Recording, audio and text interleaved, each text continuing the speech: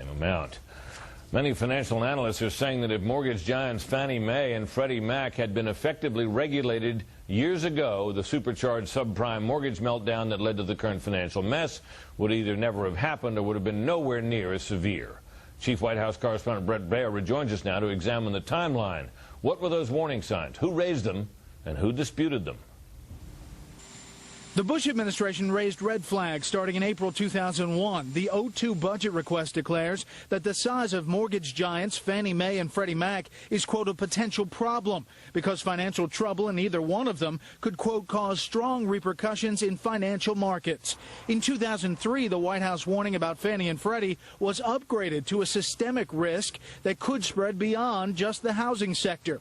In fall of 2003, the Bush administration was pushing Congress hard to create a new federal agency to regulate and supervise Fannie and Freddie, both government-sponsored enterprises or GSEs. We need a strong, world-class regulatory agency to oversee the prudential operations of the GSEs and the safety and the soundness of their financial activities. But then Treasury Secretary Snow was getting a lot of pushback from then-ranking member, now chairman of the House Financial Services Committee, Democratic Congressman Barney Frank. Fannie Mae and Freddie Mac are not in a crisis. In fact, Frank said the federal government should be encouraging Fannie and Freddie to do more to get low-income families into homes. And he believed too many people had a sky-is-falling mentality. The more people, in my judgment, exaggerate a threat of safety and soundness, the more people conjure up the possibility of serious financial losses to the Treasury, which I do not see. I think we see entities that are fundamentally sound financially and withstand some of the disaster scenarios. And even if there were a problem, the federal government doesn't bail them out. But the more pressure there is there, then the less I think we see in terms of affordable housing. The legislation was blocked. In 2005, Fed Chairman Alan Greenspan added his voice on Fannie and Freddie after Fannie leaders admitted major accounting screw-ups.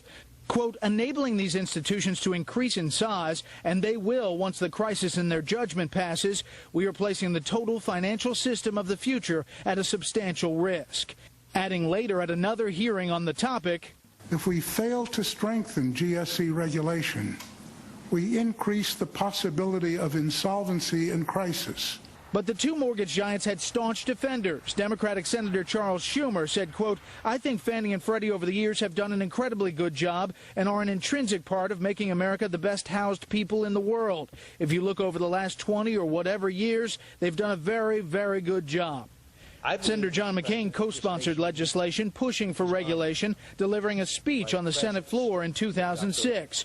Quote, for years I have been concerned about the regulatory structure that governs Fannie Mae and Freddie Mac. And the sheer magnitude of these companies and the role they play in the housing market, the GSEs need to be reformed without delay. That bill made it out of the Senate Banking Committee with a party line vote. All of the Democrats voted against it, but fearing that they didn't have the votes to pass it, Republicans didn't even bring it up on the Senate floor. Senator Obama did not weigh in on that bill. Brett. All right, Brett, thank you very much. At least one major investor is showing some confidence in the economy and in Wall Street. Warren Buffett is pouring at least $5 billion into Goldman Sachs. Buffett's Berkshire Hathaway company also has warrants to buy another $5 billion in Goldman's common stock. The move is seen as a sign of support for the independent investment bank model. Still to come, Iraq's parliament makes a major move forward toward political peace. And up next, conventional wisdom says too little regulation contributed to